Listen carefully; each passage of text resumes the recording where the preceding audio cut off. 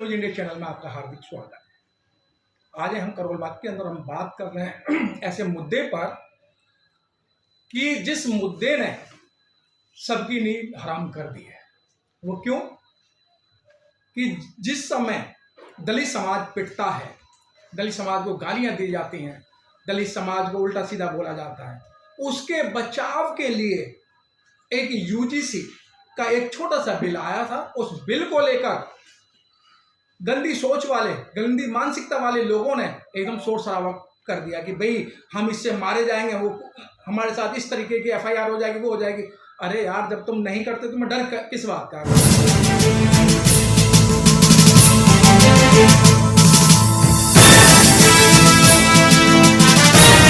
ने कहा वो उसकी अपनी राय है जिसकी पुष्टि नेशन इसी बात के लिए हमारे साथ में युवा साथी हैं भास्कर जी, पूरा नाम जी धर्मवीर भास्कर जी हमारे साथ में। धर्मवीर भास्कर जी, आप एक युवा हैं और जितने दलित समाज के जो युवा साथी हैं, बिल आया, कुछ खुशी हुई, लेकिन हम जानते हैं कि एक जो सरकार ने एक लॉलीपॉप दिया था कि भाई लॉलीपॉप दे दो, सारे एससी के लोग खुश हो जाएंगे। अब फिर सीधा सीधा अगर किसी के यहाँ बच्चा पैदा हो जाए तो वो सरकार करेगी, सुप्रीम कोर्ट करेगा, वो करेगा, अपने ऊपर कोई भी इस तरीके का गारंटी नहीं लेते। उसी तरीके से सरकार ने एससी के लोगों को खुश कर दिया, बाद में वो सुप्रीम कोर्ट में दे दिया कि 19 मार्च तक इसका ही है। क्या मानते हैं, क्यों हमारे युवा साथ गया है? सर, पहले तो मैं आपका बहुत बहुत धन्यवाद करना चाहूँगा पीपल जी, जो आपने इतनी हिम्मत दिखाई और यूजीसी के मुद्दे पर आप एक छोटी सी कॉन्फ्रेंस कर रहे हैं और आपके चैनल के माध्यम से लाखों आपके जो दर्शक हैं वो देखेंगे कि जिस तरीके से वर्तमान सरकार ने जो अभी यूजीसी का मुद्दा, अभी एक सच्चाई ये है कि आप एक लॉलीपॉप आपने दिखाई है जो भी उन बाल अवस्था वाले बच्चों को हाथ में भी नहीं गई है, और उसको देखते हुए सिर्फ एक व्यक्ति की और 10 पार्टिसिपेंट भी उनके विरोध में खड़े हो गए हैं। मैं उनसे पूछना चाहूंगा, हिंदू संगठनों से, क्या वो व्यक्ति ओबीसी के लोग हिंदू नहीं है? एससी एसटी पर तो अत्याचार होते आ रहे थे, ओबीसी भी उनमें जुड़ गए हैं। अगर हक और अधिकार के लिए अगर सरकार हमें कुछ सुविधाएं देती है और हमारे कानूनों को सख्त करती है और मनुवादी सोच के व्यक्ति उसका विरोध करते हैं, जब तक तो वो लोग कहते हैं कि जब तक इलेक्शन आते हैं कि आप हमारे हिंदू हैं, नहीं तो आप दलित हैं, आप शोषित हैं, आप वंचित हैं, आप पीड़ित हैं, और प्रताड़ित भी किया जाता है। रोहित वेमुला जी का केस उठा लीजिए, यूनिवर्सिटी में भतेरे लोग हैं। मेरी भी प्राथमिक शिक्षा स्कूल से हुई है, मैं भी कॉलेज तक गया, मैंने भी इन चीजों को बहुत फेस किया, लेकिन कहीं ना कहीं जब हक और अधिकार की बात होती है तो हमें खदेड़ा जाता है। हमारे खिलाफ वही लोग खड़े हुए हैं, हमारा विरोध भी वही लोग कर रहे हैं, जिनको हमारा वोट भी चाहिए, जिनको हमारी सहभागिता भी चाहिए। लड़ेंगे, मरेंगे, कटेंगे दलित, बहुजन, ओबीसी, मलाई खाएंगे ये जनरल कम्युनिटी वाले, तो ये तो नहीं चलने वाला।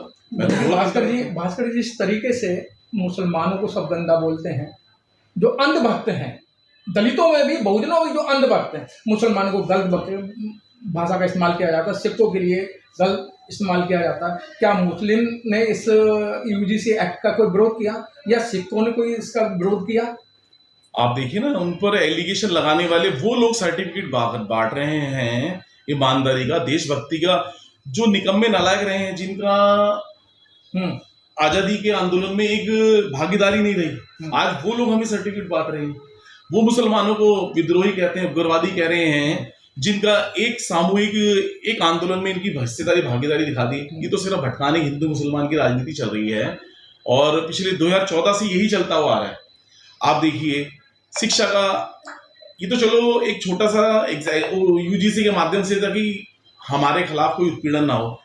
अरे मैं तो आपसे ये पूछना चाह रहा हूँ कि यूनिवर्सिटी के आप हक की बात कर रहे हैं, यूनिवर्सिटी तक पहुंचने के आपने रास्ते ही सारे बंद कर दिए ना। पहले जिस विश्वविद्यालय की फीस 40,000 50,000 थी, आज 4 लाख रुपए है। मैं अपने बच्चों को पढ़ा रहा हूँ, मुझे पता है कितना बुरा हाल है। अच्छा भास्कर जी, ये जो सरकार है, जो भारतीय जनता पार्टी की सरकार है, इसने छल कपट नहीं किया है। जब आप नोटबंदी लाते हैं, रात को 8 बजे एक दाढ़ी वाला बाबा आता है, कहता है ये आज से नोटबंदी, रात को 8 बजे जीएसटी लेके आते हैं, वो बंद। तो मतलब क्या ये कि यूजीसी का एक छोटा सा बिल था, क्या सरकार इस पे मतलब अपना कोई बयान नहीं दे रही है, ना कोई इस तरीके का ट्रीटमेंट दे रही है? ये सर यूजीसी के माध्यम से कुछ ना कुछ बीच में और गोरख धंधा चल रहा है, ये ध्यान भटकाने वाला काम चल रहा है। ये इस महीने के अंतराल में कुछ ना कुछ और बम ब्लास्ट होने वाला है, कुछ ना कुछ और हक अधिकार छीने जाएंगे हमारे। ये सिर्फ यूजीसी दिखाकर और भी कुछ ना कुछ इस पाइपलाइन के माध्यम से कुछ गोरख धंधा चलने वाला है, आप देख लेंगे। अभी नहीं तो नेक्स्ट मंथ आप देख लेंगे कुछ ना कुछ होगा ऐसा। और जिनकी आप बात कर रहे हैं उनको तो तिलस्मी बाबा कहेंगे हम, उनके तो रूपये नहीं हैं, उनको तो समझना ही एक युवाओं के, और जो कहेंगे कि देशभक्त राष्ट्रभक्त, ये सब इन्हीं में है, सारे रूप इनमें देख सकते हैं हम लोग। हम तो कहेंगे छलिए के 2 रूप 10 रूप 52 रूप, इनके तो 50 रूप हो गए हैं, इनके तो समझ नहीं। आप किसी बच्चे से पूछे हमारे देश के प्रधानमंत्री कौन से, वो बच्चे भटक जाते हैं, भाई प्रधानमंत्री डैडी, मेरे खुद के बच्चे कहते हैं जी वो तो ऐसे कैप पहनते थे, ये तो ये नहीं है, ये तो हैट पहन के घूम रहे हैं, ये हमारे प्रधानमंत्री की छवि गरिमा कुछ रही नहीं हमारे प्रधानमंत्री जी की। तो क्या सर सुप्रीम कोर्ट को ये पता नहीं है कि एक टोपी रखने पे मार दिया जाता है, जूते में पेशाब पिलाया जाता है, सारे हम एक गरीब लोगों के मुंह पे पेशाब कर दिया जाता है, चाहे रोहित वेमुला हो, पायल तड़वी हो या अन्य ऐसी जो घटना है, क्या सरकार को पता नहीं है कि मतलब इस तरह की घटना होती है, इनको एक थोड़ी सी सुरक्षा देनी चाहिए? देखिए सर, सरकार को सारी जानकारी है। दलित शोषित वंचित पर कुछ भी अत्याचार हो, ये गूंगे और बहरे हो जाते हैं। यही अत्याचार अगर इनकी सामान्य वर्ग के किसी नागरिक पर होता है, उनके बच्चों पर होता है, तो ये जाग जाते हैं। अगर कोई अत्याचार करता है मुस्लिम, तो उसके घर को बुलडोजर से उड़ा दिया जाता है। शोषित वंचित का करता है तो उनके घर को ढा दिया जाता है। अगर वही कोई अपर कास्ट का व्यक्ति करता है उसके खिलाफ कोई कार्रवाई नहीं है। देखो ना, संविधान तो सबको मौलिक अधिकार देता है, लेकिन इनकी सोच विचार ही अलग है।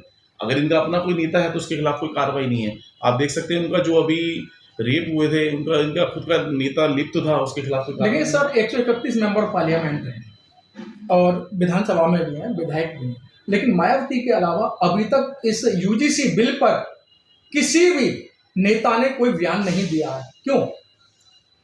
मैं तो जी मायावती जी के देखो कहने के लिए हमारी नेशनल राष्ट्रीय लीडर हैं, समाज से हैं, लेकिन कहीं ना कहीं मैं उनके विचारों से भी सहमत हूँ, क्योंकि उन्होंने कहा नहीं, वो एक समाज का भला कर रही है और सरेआम जब भी ऐसी कोई बातें आती हैं तो उन सबको लेके मायावती ट्वीट करती है तो सरकार की आंखें खुलती है ना। तो उन्होंने जो ट्वीट किया, आपने कल मैंने वो ट्वीट देखा था, वो तो कहीं ना कहीं इन ट्वीट के माध्यम से कहते कि गवर्नमेंट ने अच्छा अपना डिसीजन दिया सुप्रीम कोर्ट में। आपने देखा वो ट्वीट? देखो, वो तो पक्ष में है कि अच्छा है कि सुप्रीम कोर्ट ने इस पर रोक लगा दी। नहीं, ये आपने उसको पढ़ा ही नहीं। मैंने पढ़ा है, नहीं, सर मैंने पढ़ा है। जो बहन जी ने जो ट्वीट किया मैंने इसलिए नहीं किया क्योंकि सरकार ने तो डाल दिया सुप्रीम कोर्ट के अंदर, और सुप्रीम कोर्ट ने जो है मतलब 19 तारीख को कराइए, 19 तारीख को बात करें, 19 मार्च को। देखिए पीपल साहब, आप तो एक वरिष्ठ पत्रकार भी हैं, और कहीं ना कहीं ठीक है, विचार अलग हो सकते हैं, पार्टी का नेतृत्व करने सबका अलग विचार हो सकते हैं, लेकिन मैंने जहां तक पढ़ा और जितना मैंने समझा तो मैंने अपने विचार रखे। मुझे तो चलो लगता है ठीक। लेकिन सर आप एक युवा हैं जी, और युवाओं का नेतृत्व करते हैं जी, लेकिन अब युवाओं को ऐसा क्या सांप चुभ गया या उनके मुंह में ऐसी दही जम गई कि जिस तरीके से उनके जो जगत गुरु शंकराचार्य ये कह रहे हैं कि अगर ये यूजीसी वापस नहीं हुआ तो मुझे प्रधानमंत्री जी और सुप्रीम कोर्ट इच्छा मृत्यु दे दे। देखिए, अपने युवा रोड पे तो उतर के आगे भाई जो एक तुम्हारा नुकसान हो रहा है उसको विरोध को ये तो जाहिर करना चाहिए। देखिए सर, कहीं ना कहीं मैं अपने बहुजन संगठनों से यही कहना चाहूंगा कि अपने हक और अधिकार की लड़ाई है। अगर आप लोग अब एक नहीं हुए तो आप कभी सेफ भी नहीं हो सकते जी। कहीं ना कहीं ये हक और अधिकार अगर हमें मिलेंगे तो हम आगे सुरक्षित रहेंगे। हमारा तो बीत चुका, अब आने वाली पीढ़ी को जो हक और अधिकार मिलने हैं वो इन्हीं बिल से मिलने हैं, इन्हीं संविधान के माध्यम से मिलने हैं। तो कहीं ना कहीं युवाओं को आगे आने की आवश्यकता है। मैं कोई माहौल बिगाड़ने वाली बातें नहीं कर रहा, अपने हक और अधिकार लड़ने के लिए हमें आगे आना पड़ेगा और बढ़ चढ़कर अपनी भागीदारी निभानी पड़ेगी। तो क्या लगता है कि आपको मतलब जिस तरीके 19 मार्च का समय दिया है, क्या सरकार या सुप्रीम कोर्ट आपके फेवर में फैसला देगा? सर, ये तो सुप्रीम कोर्ट का चीफ जस्टिस की बेंच क्या राय देती है, ये फेवर में जाता है या अनफेवर में जाता है, कोई मैं तिलिस्मी तो हूँ नहीं। सोच सकारात्मक है। कहीं ना कहीं अगर हमारे सकारात्मक पहलू तक नहीं हमें जवाब स्पष्ट मिलते हैं तो इसका तो खंडन आगे करना चाहिए युवाओं को। मेरे जैसा बुद्धिजीवी तो जरूर करेगा। देखो, आपको धमवीर जी जिस तरीके से बात आपने बताई, आपको लगता है ना कि आप एक छोटा सा एक्ट आया उसमें जो सारे लोग रोड पे आ गए और जगत गुरु वगैरह सारे रोड पे आ गए, तो इसमें तो आपकी हार हो गई ना। अगर आप भी रोड पे आते तो क्या मजा होती? उनकी एक मतलब 85% को उन्होंने धरने प्रदर्शन करके वो एक्ट को वापस कराने की बात कर रहे हैं और 15% के लोग जो है वो सरेआम करे भाई हमने तुम्हारा एक्ट बंद करवा दिया। कहीं ना कहीं हमारे संगठनों को इससे सीखना चाहिए ना। वैसे तो हम लोग दूसरों के नेतृत्व में पूरी भागीदारी निभाते हैं, अच्छा अपने हक और अधिकार की लड़ाई है तो उसके लिए क्यों नहीं आगे आ रहे आप लोग? आप लोग को सोचना चाहिए ना, आप क्या भीड़ का हिस्सा थोड़ी हैं? आप अपने हक और अधिकार के लिए भी एकजुट हो सकते हैं, आगे बढ़ सकते हैं, अपनी मांग रखें, सड़कों पर उतरें, अपने आंदोलन बने, अपना नेतृत्व करें अपने इसका।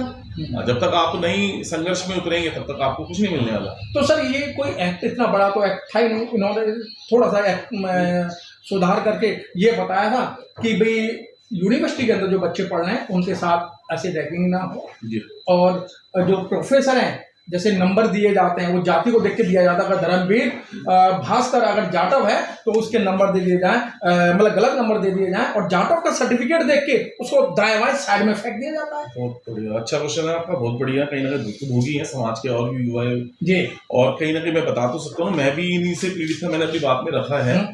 लेकिन कहीं ना कहीं ये मनुवादी सोच खत्म ही नहीं हो पा रही इन लोगों की, और इनका ध्येय यही रहता है कि कहीं ना कहीं गैर समाज के लोगों को या SC ST OBC के लोगों को रोका जाए। बाकी देखिए परमात्मा, मैं इसलिए एक शब्द का कहना चाह रहा हूँ, हम लोग तो वैज्ञानिक पद्धति के लोग हैं, लेकिन कहीं ना कहीं इनकी बुद्धि भ्रष्ट है और ये नहीं चाहते कि बहुजन समाज के लोग आगे बढ़े। नहीं तो आज देख लीजिए किस तरीके से हम लोग हाशिए पे हैं। धीरे धीरे अगर वर्तमान सरकार इसी तरीके से चलेगी तो मुझे लगता नहीं कि हमारे लोग अच्छे अच्छे पदों पर जा पाएंगे, या आप समझ सकते हैं जो मैं कहना चाह रहा हूँ। तो धर्मेश जी आप युवा हैं, तो युवाओं के लिए क्या संदेश देना चाहते हैं? मैं यही संदेश देना चाहूँगा आपके चैनल के माध्यम से जी, आप लोग सभी युवा एकजुट होकर समाज की लड़ाई लड़ें और अपने हक और अधिकार की लड़ाई लड़ें। लड़ने का मतलब ये नहीं कि हमने किसी का संविधान के दायरे में हम लोग एक स्पष्ट प्रदर्शन कर सकते हैं, आगे हम लोग ज्ञापन दे सकते हैं राष्ट्रपति जी को, प्रधानमंत्री जी को, बड़े शांत तरीके से। ये नहीं कि हमने कोई आगे माहौल खराब करना है, या ये लोग जिस तरीके से खराब कर रहे हैं, किसी व्यक्ति विशेष समुदाय का खंडन कर रहे हैं, व्यक्ति विशेष समुदाय को गलत बोल रहे हैं, गालियां दे रहे हैं।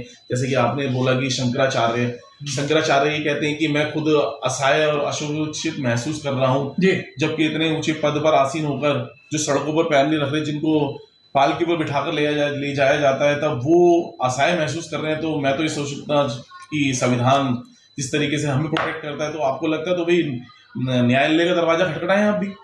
बाकी हम लोग तो सुरक्षित हैं, हम लोगों को किसी चीज का डर नहीं है, ना किसी चीज का भय है।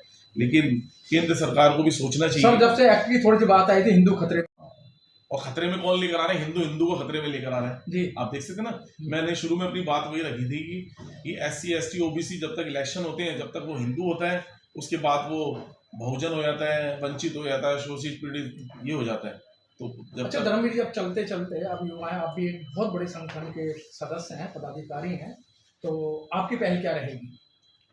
देखिए सर, पहल तो यही रहेगी, मैं फिर वही कहना चाह रहा हूँ कि शांतिपूर्ण तरीके से अपनी बात हम केंद्र सरकार तक पहुँचाएं, और जिस संगठन से मैं जुड़ा हूँ तो हम भी अपना एक पत्र व्यवहार के माध्यम से उनको हम अवगत कराएंगे कि इस तरीके से कोई एक सक्षम बिल प्रस्तुत करें, जिससे कि आगे हम लोगों को हमारे मौलिक अधिकार और मजबूत हो सकें, हमारे युवाओं पर गलत अत्याचार ना हो, उनको प्रताड़ित ना किया जाए। और बड़े जिस तरीके से हम लोग किसी के विरोध में नहीं है, हम किसी समाज के विरोध में नहीं है, ना हम किसी व्यक्ति विशेष या किसी समुदाय के विरोध में। जिस तरीके से आप लोग अपने बच्चों को पढ़ा रहे हैं अच्छे अच्छे स्कूलों में, कॉलेज में, यूनिवर्सिटीज में, हमारे बच्चों को पढ़ने दिए जाए, उनको जाति सूचक शब्द ना बोले जाएं, उनको प्रताड़ित ना किया जाए, उनको पढ़ने से भटकाया ना जाए।